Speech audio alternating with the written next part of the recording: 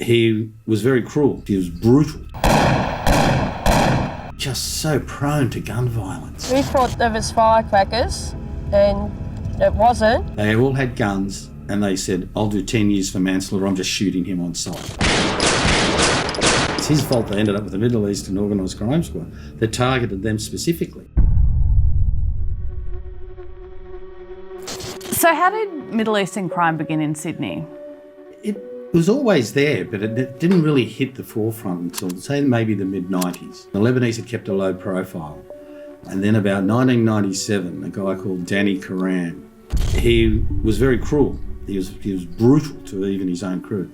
Karan was giving them money, but not a real lot. And then they've decided to turn on him. We thought there was firecrackers, and it wasn't. It was gunshots. We heard that there'd been a shooting up in Surrey Hills. A car has been shot to bits, and it was Danny Karan had been shot, I think 16 times. And it was Michael Kanaan and his whole crew just put bullets in. They just, multiple of them just shot the car up, like it's seen out of Hollywood. And Michael Kanaan then took over, you know, a very young guy, but just so prone to gun violence.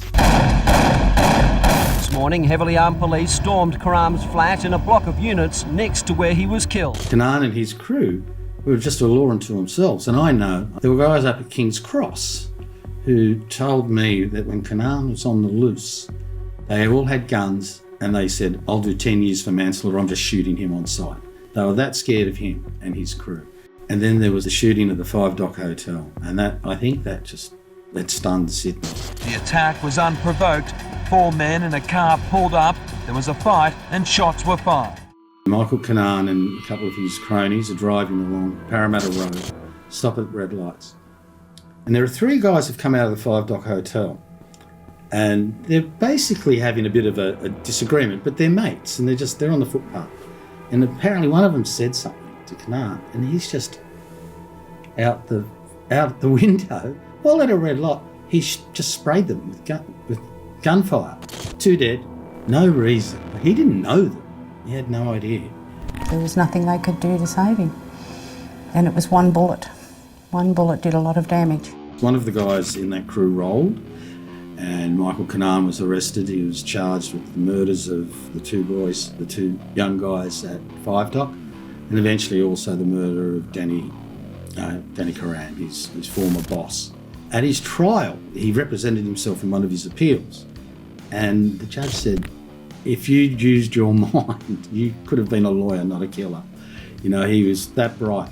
When he was finally arrested, I remember anecdotally talking to a really senior cop, and he said, about a year later, he said, gun crime has dropped 10% after the arrest of Michael Kanaan. Reported shootings have dropped 10%. It was a bloody gun battle in Sydney's exclusive East, only ending after 25 rounds had been fired and 3 men lay wounded, one of them a police officer.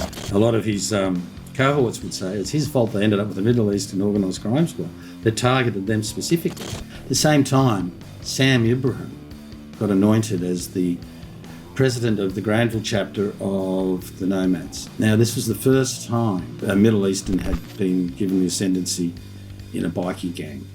Bikie gangs up and then had almost been, you know, white, almost that hangover of the Confederate type bikie from the Americans. But that was the beginning. So in the mid-90s, this Middle Eastern organised crime became very public. 150 police swooped on homes across Sydney's southwest early this morning. 9 people arrested for a string of violent crimes over the past year. What were the problems police had with kind of infiltrating these gangs? One, there weren't a lot of Middle Eastern New South Wales police. So to get undercovers, it was a bit hard. It'd be pretty obvious. It'd be very obvious. They didn't understand the culture. So ignorance was another big problem for New South Wales police. It wasn't until a guy that actually ended up taking the first commander of that squad, he actually understood that a lot of these disputes went back to villages back in Lebanon. So infiltrating them was very, very hard. Whereas now we have such a multicultural police force. But money talks. There was always guys willing to give someone up for money or the fact that they might get a reduced sentence.